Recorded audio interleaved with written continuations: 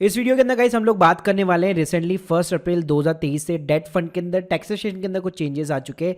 मैंने रिसेंटली यहाँ पे डेट म्यूचुअल फंड्स के ऊपर वीडियो बनाया था। तो देखिए, अगर आप 1 अप्रैल 2023 के बाद में अगर आप इन्वेस्ट करेंगे तो ये रूल आपके ऊपर एप्लीकेबल होंगे। तो ये रूल्स के अंदर क्या क्या चेंजेस हुआ है और इस रूल के चेंज होने के बाद में लोग अब एफडी ज़्यादा प्रेफर करेंगे या डेट फंड प्रेफर करेंगे, ये सारी चीज़ जानने को मिलेगी आपको इस वीडियो के अंदर। देखिए गाइस, पहले बात कर लेते हैं कि 1 अप्रैल 2023 से पहले क्या रूल हुआ करता था कि जो डेट फंड्स होते थे उसके ऊपर आपको इंडेक्सेशन का बेनिफिट्स मिलता था। तो देखिए, किसी भी डेट म्यूचुअल फंड के अंदर आप इन्वेस्ट करते थे, अगर 3 साल से ज़्यादा का होल्डिंग पीरियड अगर आपका रहता था तो वहाँ पे आपका 20% यहाँ पे टैक्स लगता था और इंडेक्सेशन का आपको बेनिफिट मिलता था। एग्जाम्पल के लिए मान लीजिए 2014-15 के अंदर आपने इन्वेस्ट किया, आपने 10 लाख रुपए लगाए और 2021-22 के अंदर वो 18 लाख रुपए बन चुके हैं और आपने रिडीम कर लिए।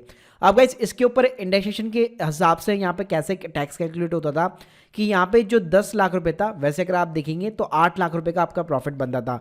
लेकिन गवर्नमेंट ये कहती थी हम लोग क्या करेंगे, 18 लाख में से सीधा 10 लाख माइनस नहीं करेंगे, पहले ये जो 10 लाख रुपए आपने 2014-15 के अंदर जो निवेश किए थे उसकी आज की डेट के अंदर क्या करंट वैल्यू है उसको हम लोग कैलकुलेट करेंगे और इसको ही हम लोग इंडेक्सेशन का जो है बेनिफिट बोलते हैं।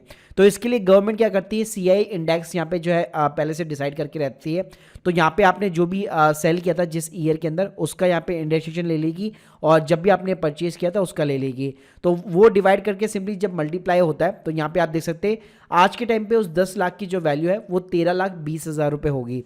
तो इस तरह से गाइस, आपका जो प्रॉफिट यहाँ पे लॉन्ग टर्म कैपिटल गेन के लिए कैलकुलेट होता था वो सिंपली 18 लाख माइनस जो भी आज के डेट के अंदर जो उस 10 लाख रुपए की वैल्यू है उसके अकॉर्डिंग होता था और उसी के अकॉर्डिंग 20% आपको टैक्स देना पड़ता था।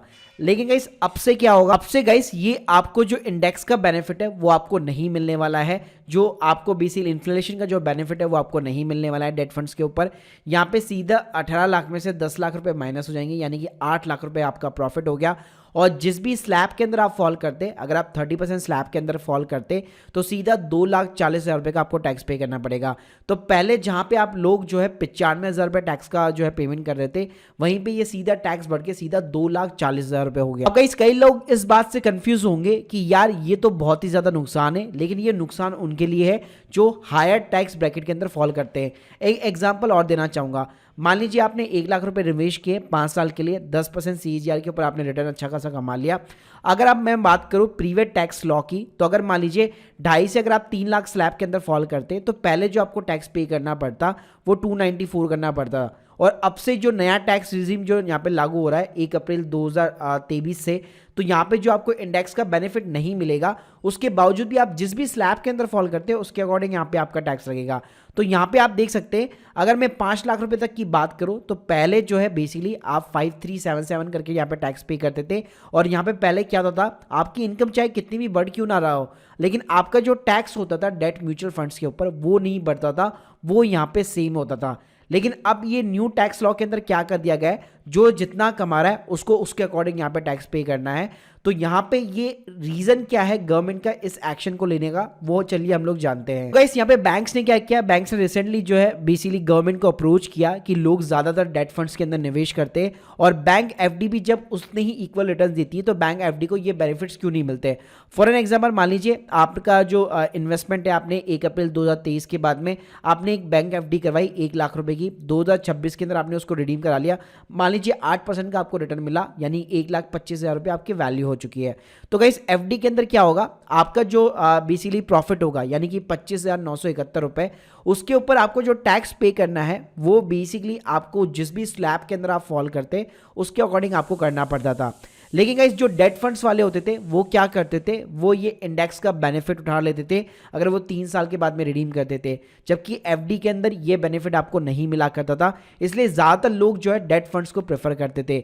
लेकिन अब से क्या हो गया, चाहे आप एफडी के अंदर निवेश कर रहे हो या फिर डेट फंड्स के अंदर निवेश कर रहे हो, जो टैक्स का जो रूल है वो यहाँ पे सेम लगने वाला है, यानी जिस भी स्लैब के अंदर आप फॉल करेंगे उसी के अकॉर्डिंग सिंपली यहाँ पे आपका टैक्स लगने वाला है। साथ में गाइस, गवर्नमेंट ने जो है कुछ म्यूचुअल फंड्स के ऊपर यहाँ पे पूरी एक कैटेगरी अलग कर दी है कि अगर यहाँ पे मान लीजिए इक्विटी शेयर्स में अगर लेस देन 35% अगर एक्सपोजर रहेगा, जिसके अंदर आपके date funds, gold ETF, international FOF हो गए, डायनामिक एसेट्स एलोकेशन फंड्स हो गए, मल्टी एसेट्स फंड्स हो गए, तो ये जितने भी फंड्स होते थे उन सभी के ऊपर जो इंडेक्सेशन का जो बेनिफिट था वो यहाँ पे हटा दिया गया है। तो आप जिस भी स्लैब के अंदर फॉल करेंगे उसके अकॉर्डिंग आपको टैक्स पे करना पड़ेगा। वहीं पे गाइस अगर मैं बैलेंस हाइब्रिड फंड्स की बात करूं, जहां पे 35 to 65% आपका रेशियो होता है इक्विटी का, तो वहां पे डेफिनेटली आपको ये इंडेक्स का बेनिफिट मिलने वाला है। और मोर देन जो भी 65% जो है इक्विटी के अंदर निवेश करता है, उसके ऊपर सिंपली एसटीसीजी जो है 15% लगेगा, और एलटीसीजी जो है वहां पे आपका 1 लाख रुपए का जो है एलटीसीजी माफ होता है, और उसके बाद में आपको 10% देना पड़ता है। और इसके अंदर प्योरली इक्विटी जो इंडेक्स फंड्स होते हैं या फिर जो भी एक्टिव म्यूचुअल फंड्स होते हैं वो बेसिकली यहाँ पे एप्लीकेबल होते हैं। इसके अलावा इस बैलेंस एडवांटेज फंड्स हो गए, एग्रेसिव हाइब्रिड फंड्स वगैरह हो गए, वो भी बेसिकली इसके अंदर शामिल होते हैं। तो गाइस अगर मैं एक ओवरऑल यहाँ पे समराइज की बात करूं, तो अगर देखिए अगर आपका जो टैक्स जो स्लैब है वो बिल्कुल कम था, तो आपको घबराने की जरूरत नहीं है बिल्कुल भी। यहाँ पे जो नया टैक्स आपके ऊपर जो एप्लीकेबल होगा उससे आपको कोई फर्क नहीं पड़ेगा, क्योंकि आप जिस भी टैक्स स्लैब के अंदर फॉल करेंगे उसी के अकॉर्डिंग आपको टैक्स पे करना पड़ेगा। लेकिन गाइस जिनकी इनकम ज्यादा थी, जो पहले डेट फंड के अंदर निवेश करके एज कंपेयर टू एफडी जो यहाँ पे बेनिफिट उठा लेते थे, अब वो यहाँ पे उठा नहीं पाएंगे। उनको जिस भी टैक्स स्लैब के अंदर वो फॉल करेंगे उसके अकॉर्डिंग यहाँ पे टैक्स पे करना पड़ेगा। तो guys hope you like this video, please subscribe channel. अगर आप लोगों की कोई भी डाउट्स है कमेंट बॉक्स में जरूर बताइए। Thank you guys, thank you very much.